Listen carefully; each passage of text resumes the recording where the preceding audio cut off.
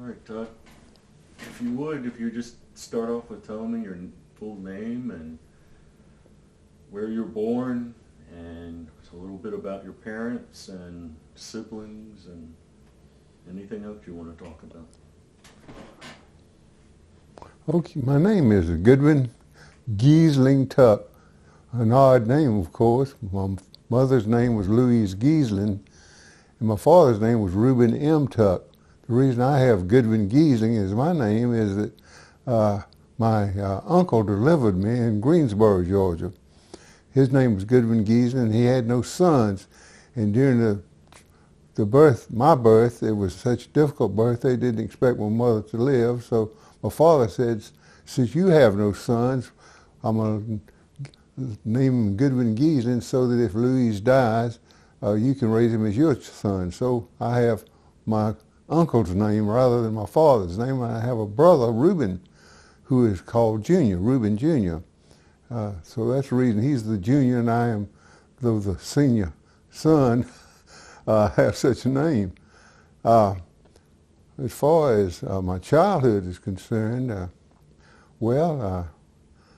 really, I guess you could say, began in a small town, Covington, Georgia.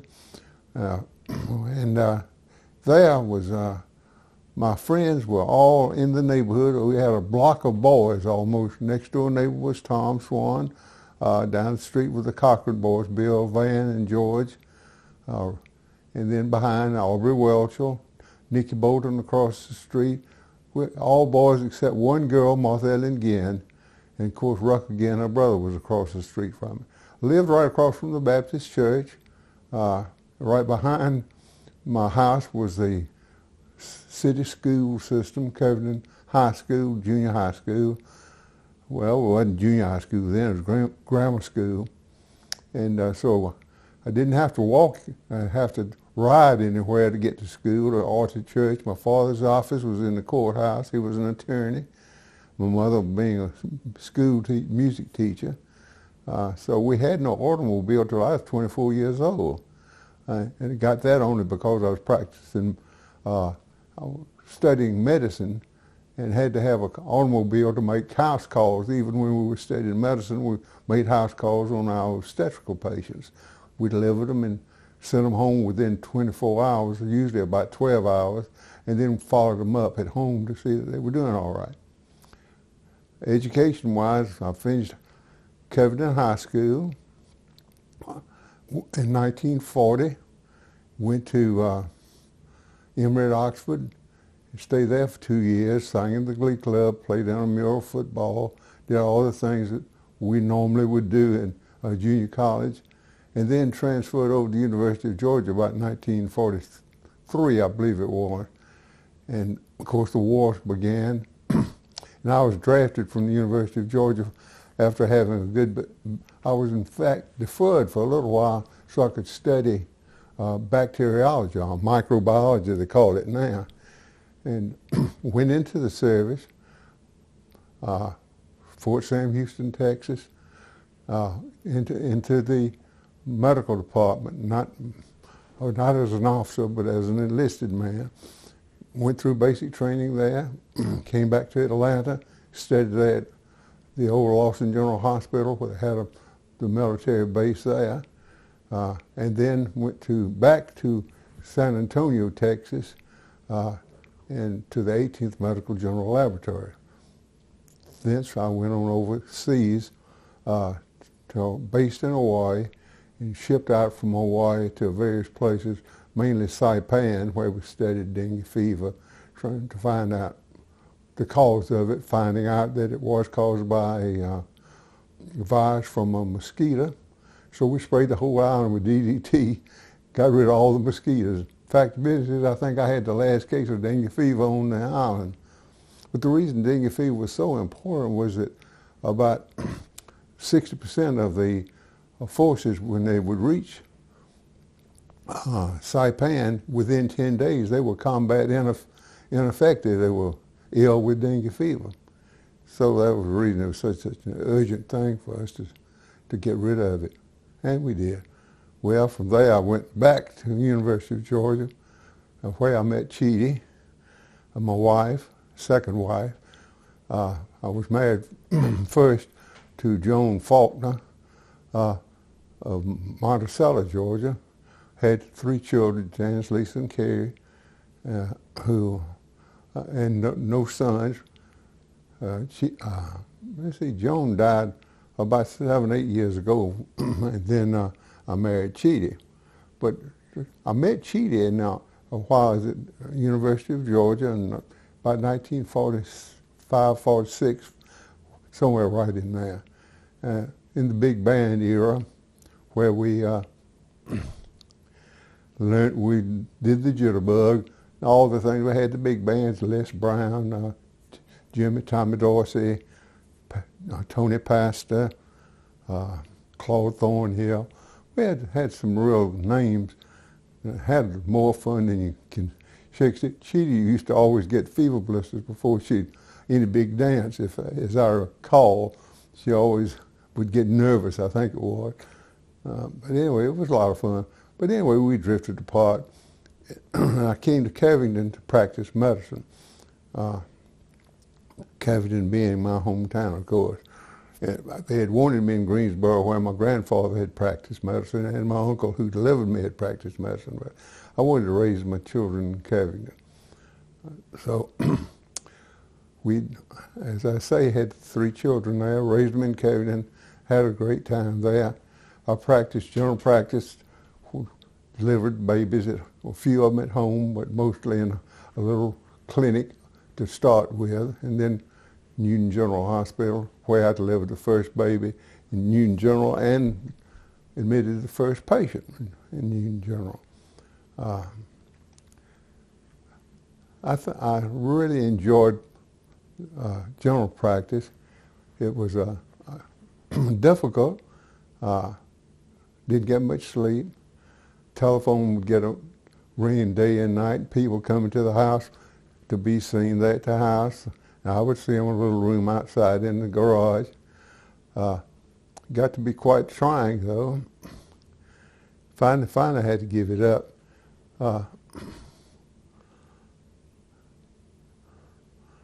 I guess I gave it up mainly because Joan, my first wife, had had a heart attack, and the people coming to the doors, knocking day and night, and phone ringing day and night.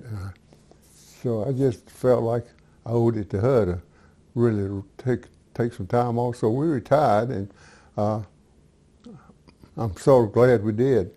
I miss the patients very much, but I don't miss the telephone, don't miss the people, and I do miss the people coming to the door. Thank goodness they no longer do that. And if I said that I miss the telephone, I miss it very like I miss the itch. I was so glad to get rid of it. That's about the best way I know how to express it. But the life has been good to me. I've shot a lot of, skied as a hobby, played, hunted and fished, turkey hunted, and particularly deer hunting. And I think Bob Wheeler, Pete Gunn, and I really thoroughly enjoyed our hunting spills together. We go to Washington, Georgia. We go to Monticello. And our skeet shooting events, I've traveled all over the Southeast, Savannah, South Carolina, North Carolina, Tennessee. We would just go around shooting tournament skeet and having a big time. And that's where I got away from the practice, kept me from going crazy, I feel sure of that. But one of the other hobbies, I guess, that you could call a hobby was choral music. Sang with and I was one of the founding members of the Covington Conyers Choral Guild. Very active in the church choir. My father and mother were both very active in the church choirs. In fact, when I was 6 years old, I would sit up in the choir with them, and if I get to stirring around too much, my father would reach over and thump me on the head. You could sound like a watermelon getting thumped, I think, sitting on a hard bench particularly. So I have a lot of background for church music and secular, as well as holy music, church music. Life's been good to me. Currently, I spend a little time at the,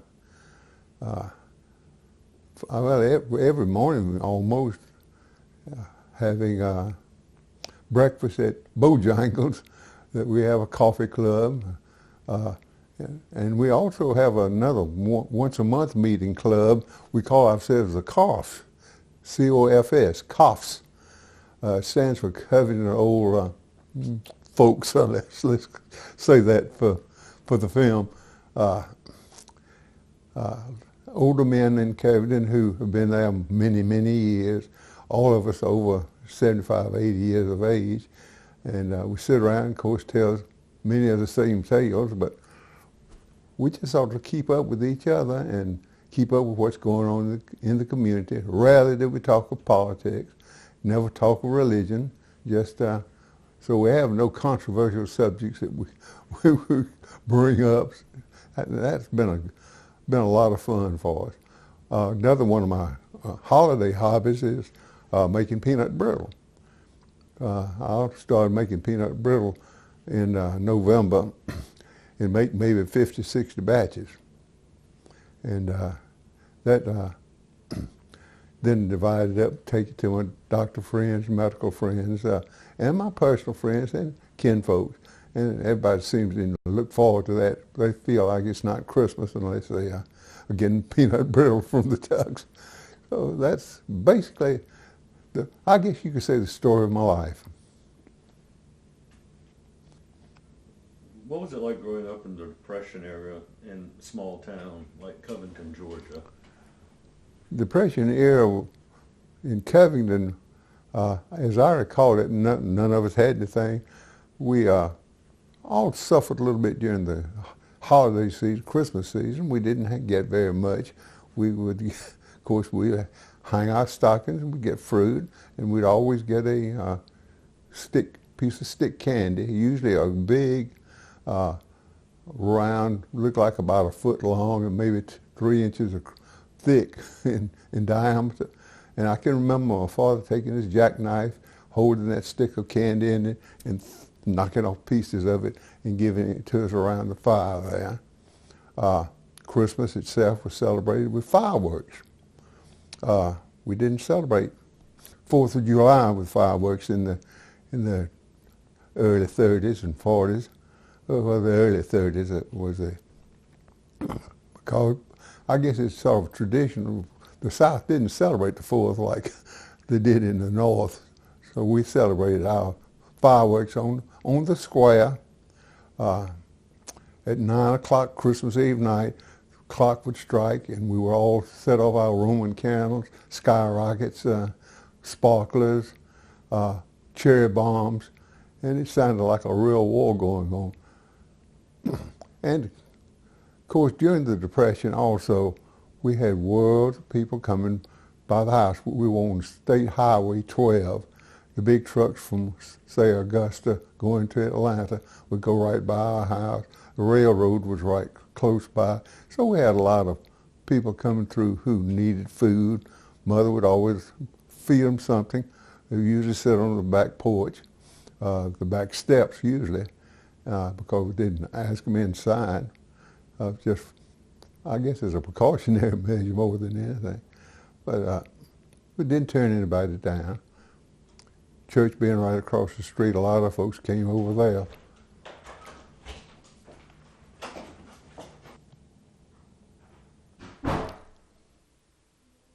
Okay. Well, I guess we can. Does that Depression era seemingly compare at all to our recession or bad times that are going on now in 2009, late 2009? As I recall, the Depression era then meant people actually suffered for wanting clothing, wanting a place to stay. Mainly food was hard to get hold of. nobody had cash, very little, and so it was a different situation than we have now. It's credit, people were given credit by if they had a good name, and the thing that you had of value mostly was your reputation and your name. If you had a good name, good reputation, they'd extend credit to you. But nowadays things are a little bit different, of course, as we know. Excuse me. The housing situation was completely different. Most everybody had something they lived in. I don't recall many people sleeping in boxcars or in boxes or anything like that. That was unusual. The churches would take care of most folks that would come by who were hungry. They would feed them or shelter them one way or another. In fact, the business is, I can recall some people being sheltered at the local jailhouse. Came through, had no place to go, cold, windy, red, and they asked the jail if they could stay there, and they'd allow them to stay there. And we have something similar to that going on in Covington. We have a church who makes it a point to try to see that nobody is in the wilderness, you might say. They're feeding them. We have more organized feeding programs now than we had then. The pantries and such as that. So you used to just go to the various churches and ask for a handout of money. And most churches, if they had anything, they would try to make it go as far as they could. But then there were, of course, professional beggars too, just as they are now.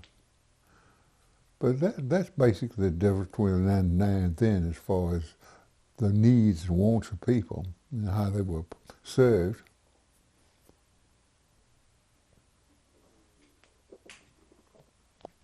Tell me about being a doctor in a small town. What did you enjoy about being a doctor in a small town? Were you a kind of a stereotypical doctor that made house calls with your bag and... Oh, I had a little black bag.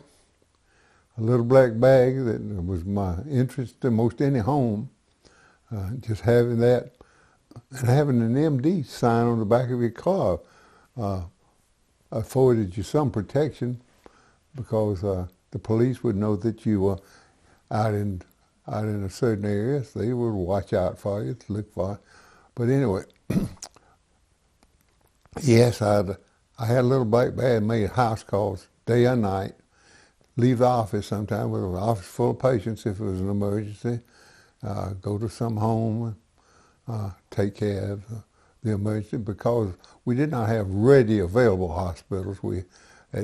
In my early practice, and also we took medications with us. I had in my big black bag. I had compartments for various medications, antibiotics, which had come into the forefront in the late 30s and early 40s. And all my other medications and digitalis, my heart medicines, my pain medications, and oftentimes treated people